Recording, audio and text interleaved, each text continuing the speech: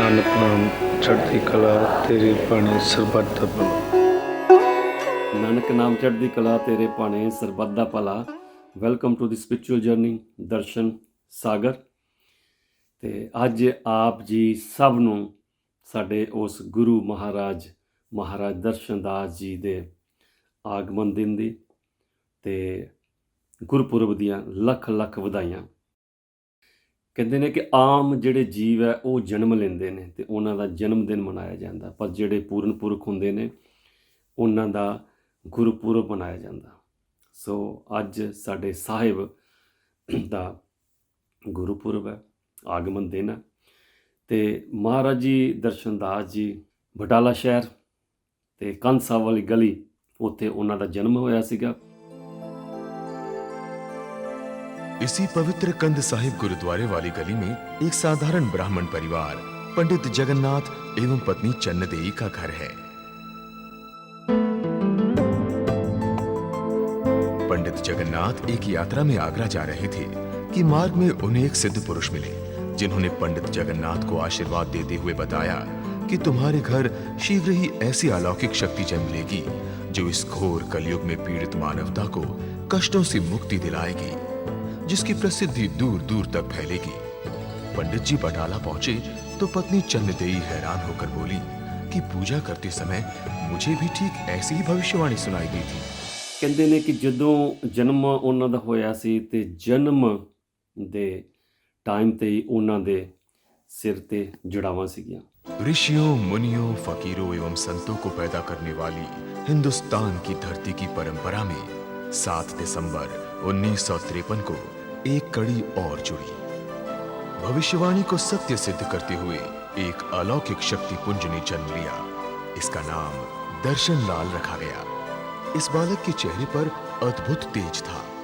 इस बालक के माथे पर बालों के 7 गुच्छे थे।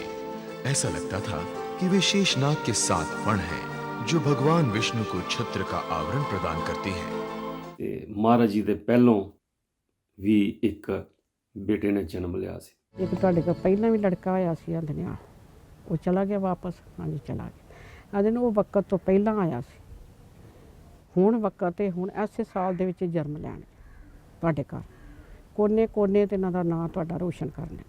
ਮਹਾਰਾਜ ਜੀ ਦੇ 2 ਸਿਸਟਰ ਦਾਸ ਸਤਿਅਮ ਜੀ ਤੇ ਦਾਸ ਦਰਸ਼ਨਾ ਜੀ। ਦਰਸ਼ਨਾ ਜੀ ਮਹਾਰਾਜ ਜੀ ਦੇ ਨਾਲੋਂ ਵੱਡੇ ਭੈਣ ਜੀ ਤੇ ਸਤਿਅਮ ਛੋਟੇ ਭੈਣ ਜੀ।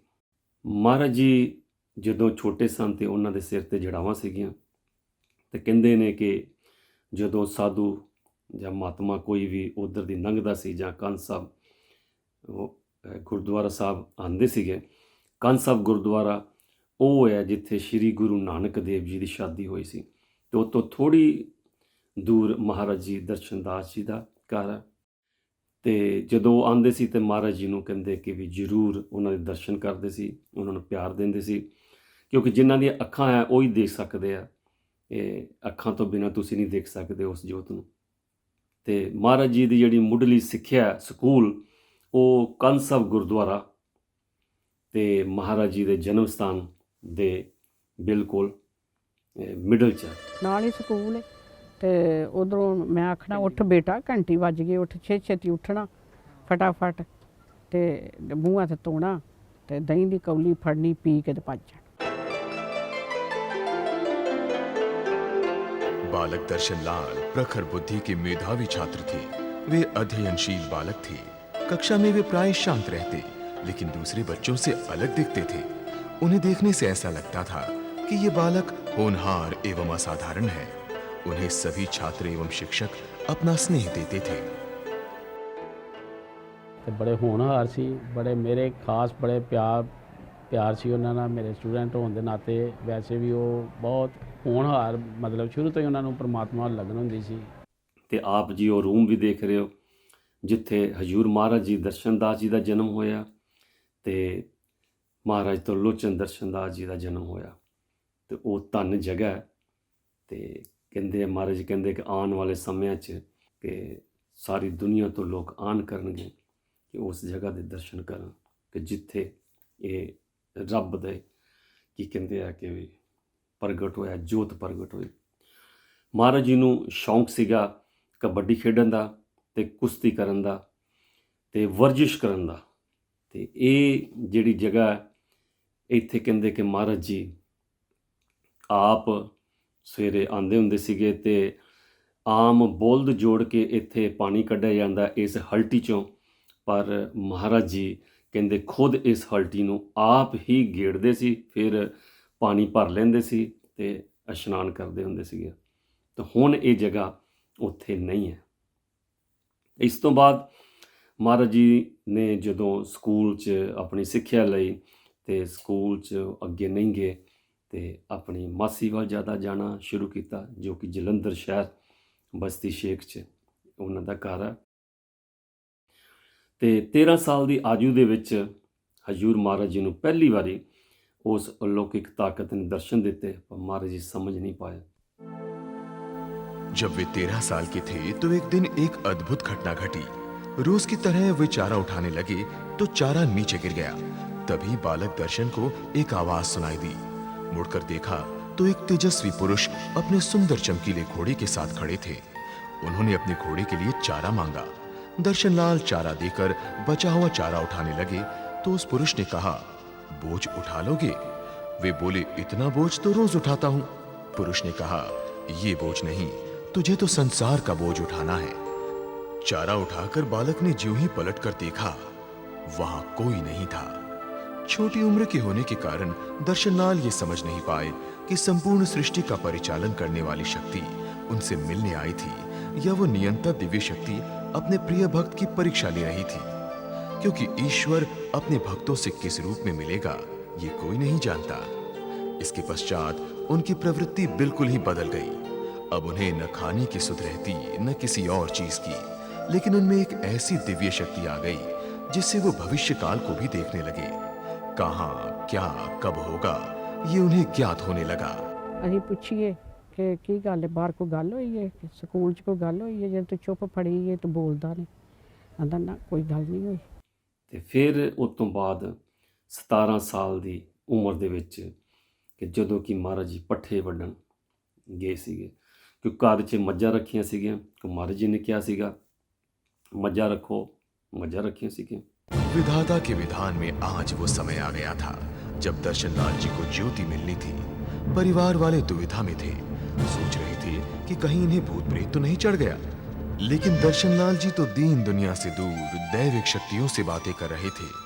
वैष्णव देवी की परम भक्त मौसी को भी दिव्य शक्ति से संदेश आया कि ये हमारा बालक है, अब ये वो कार्य करेगा जिसके लिए इसका जन्म हुआ है। शनिवार ने कोई माता का ऐसी भगत कहन लगे, शांति तो उन्होंने बुला, वो सब कुछ दस देगा जो कुछ होएगा। उन्होंने बुला के लिया, कहते ने कि भैन जी तुसी कहते बाहर की कोई चीज़ चंबड़ी है, बाहर की चीज़ तो इन्हों कोल कोई नहीं। इन्हों के मगत तो बड़ी शक्ति भारी खलोती, मैनू दर्शन हुए ने। तो कह लगे फिर किस तरह करना है? कहते ने हुणे 11 वजणगे तो अपने आप दसणगे।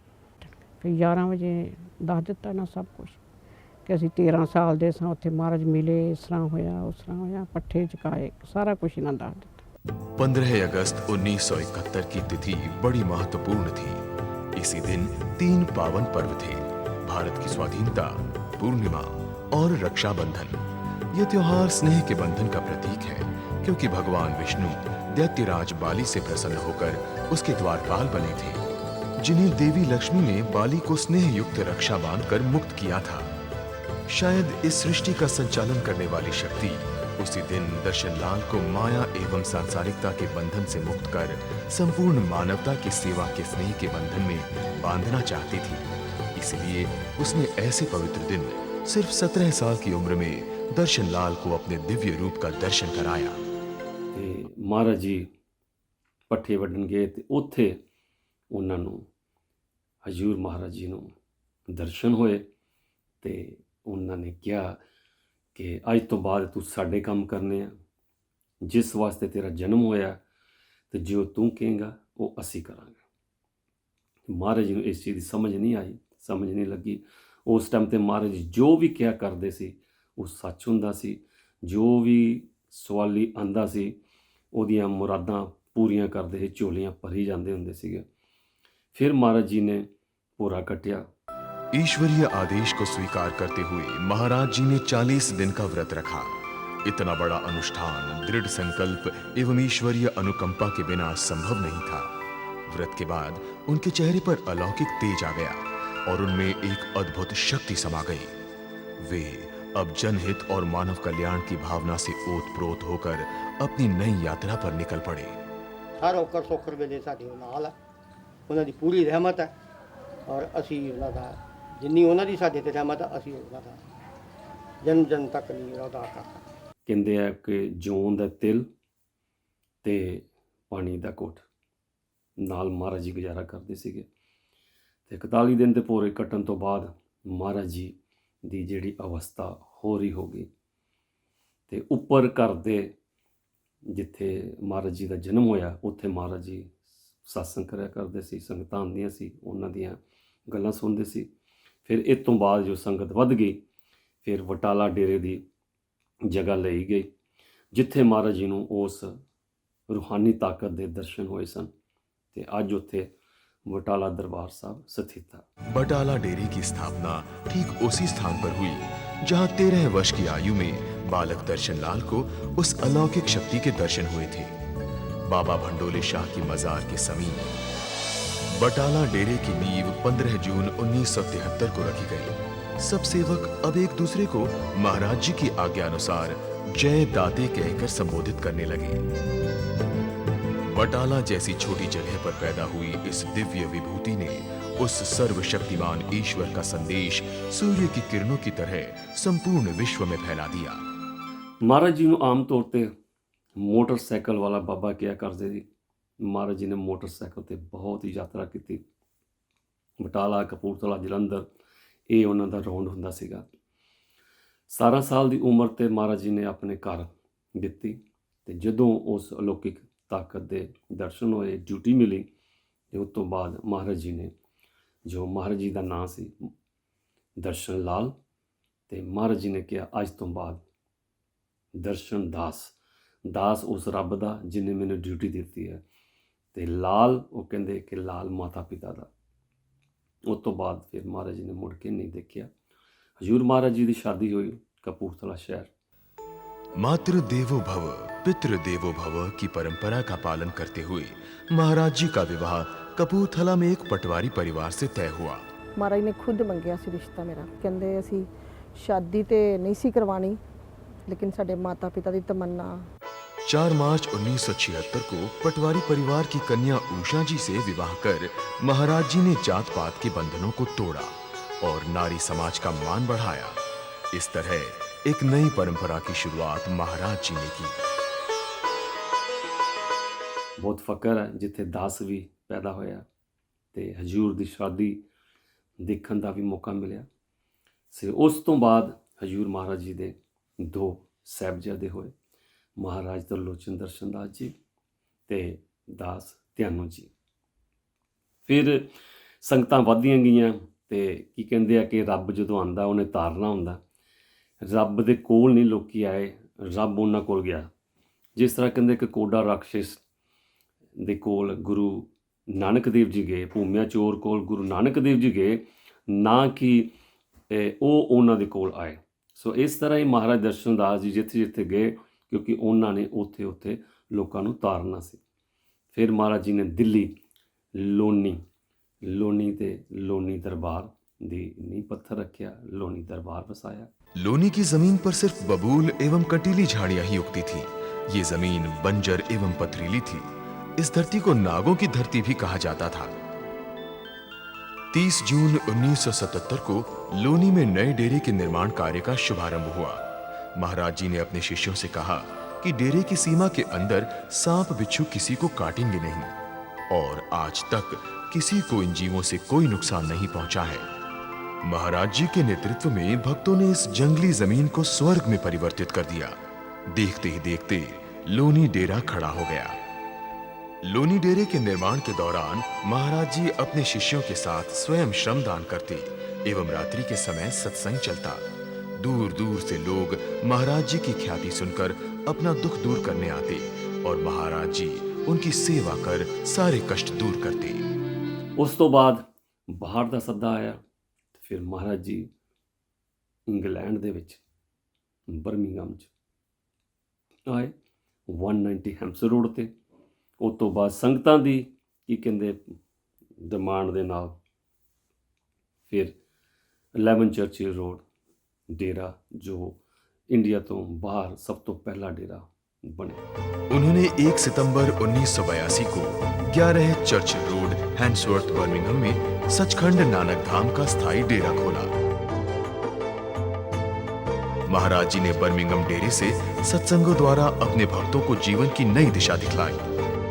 ਸੋ ਮਹਾਰਾਜ ਜੀ ਕਿਹਾ ਕਰਦੇ ਸੀ ਕਿ ਜਨਮ ਦਿਨ ਮਨਾਉਣ ਦੀਆਂ ਜਿੰਨੀਆਂ ਤੁਹਾਨੂੰ ਖੁਸ਼ੀਆਂ, ਓਨਾ ਹੀ ਆਪਣੇ ਜਨਮ ਨੂੰ ਸਵਾਰਨ 'ਤੇ ਕਿਤੇ ਆਪਣਾ ਟਾਈਮ ਲਾਓ ਤੇ ਆਪ ਜੀ ਦਾ ਜਾਮਾ ਜੋ ਸੁਧਰ ਜਾਵੇ। ਮਹਾਰਾਜ ਜੀ ਨੇ ਸਾਨੂੰ ਕਈ ਕੁਛ ਦਿੱਤਾ। ਨਾਨਕ ਨਾਮ ਚੜ੍ਹਦੀ ਕਲਾ ਤੇਰੇ ਭਾਣੇ ਸਰਬੱਤ ਦਾ ਭਲਾ ਦਿੱਤਾ ਤੇ ਅਰਜ਼ੋਈ ਦਿੱਤੀ ਹੈ ਕਿ ਕਿਤੇ ਵੀ ਕਦੀ ਵੀ ਕਿਸੇ ਵੀ ਔਖੇ ਸਮੇਂ 'ਤੇ ਆਪ ਜੀ ਨੂੰ ਧਿਆ ਕੇ ਦੇਖ ਲਓ, ਆਪ ਜੀ ਦੇ ਸਾਰੇ ਕੰਮ ਪੂਰੇ ਹੋਣਗੇ।